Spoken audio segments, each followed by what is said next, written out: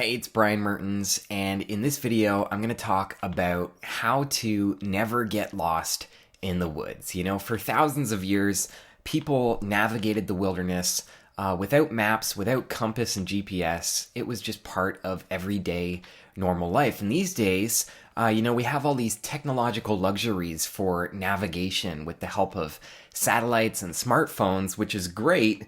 They're great tools for learning and getting to where you need to be. But the downside is that most people in modern times have really lost the ability to use their basic awareness skills for navigating a landscape without the help of those tools. And the fact is that each year there's hundreds or maybe even thousands of people who get lost in places where they really shouldn't be getting lost. It's not necessarily even way out in the middle of the wilderness. People will starve to death within 2 kilometers of a highway. So, I'm going to give you some tips here about how to never get lost in the woods. Even if you're out there with zero technology, there's that old saying that the more you are, the less you need. So these are things that you can do to train your navigational awareness skills. And, the first thing that I'll mention is that probably most cases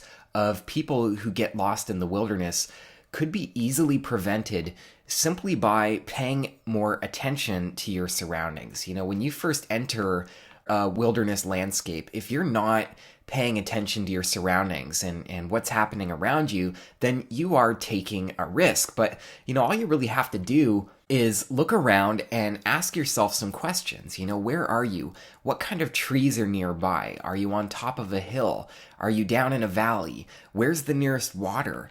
And just getting your bearings on the kind of landscape that you're in and your position relative to other things whenever you move through a landscape. And you don't want to be up in your head thinking about stuff. You want to continue to stay alert. This is probably one of the main reasons that people do get lost, because before you get lost in the forest, you have to first get lost in your mind. So you want to keep your focus external on the landscape. Look around, look behind you, look for any landmarks like a big tree or a boulder that stands out from far away.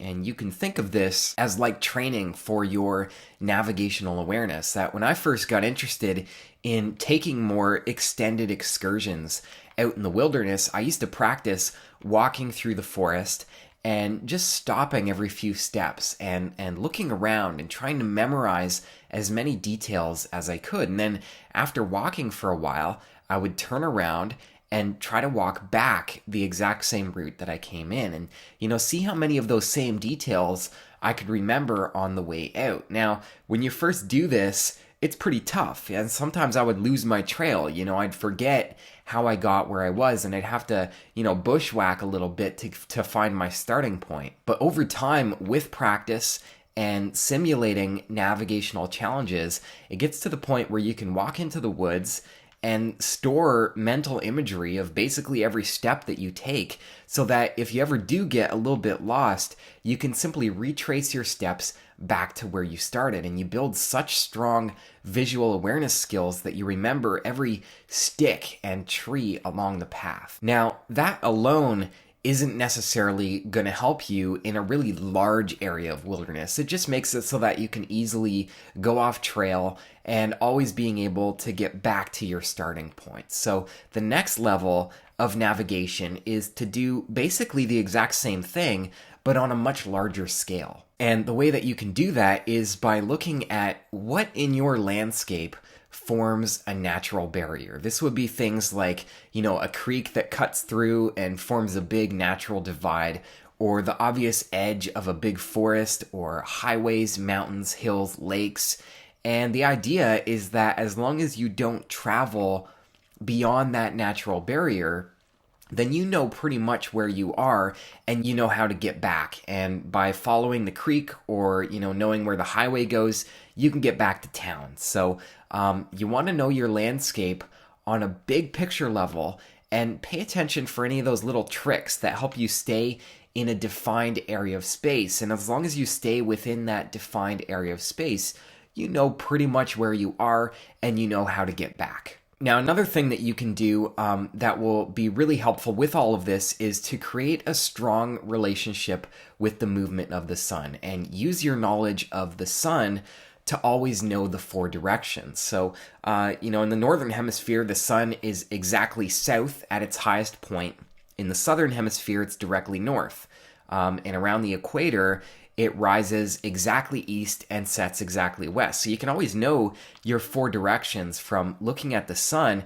And then it's just a matter of knowing, if you ever get lost, which general direction would you need to travel in order to find safety. And what happens is that by paying attention to your surroundings and learning the major landmarks and studying local maps before you head out into the wilderness, you start to develop this vivid mental picture of your position at all times in relation to the waters and the topography and the forest types and the highways and the human populations to the north, south, east, and west. And, it's not necessarily about relying on any one of these techniques, but rather using these different ways of training your awareness. And over time, as you put them all together, you start to become so tuned in with your navigational position that there's really no excuse for ever getting lost in the woods. And if you just take it step by step and keep practicing, then you'll have this really strong foundation to rely on. And if you ever start to feel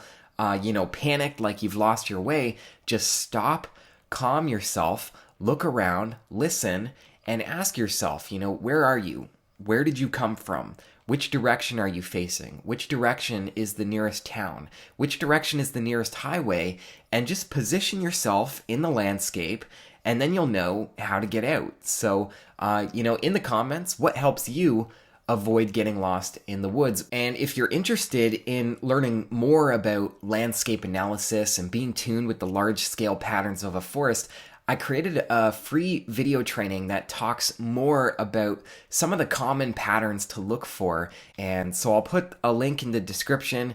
It's one of the most important skills to just, know how to read a forest and observe patterns. So if you like this video, go check that one out. I think you'll really like it a lot. And that's how to never get lost in the woods. And I will talk to you next time.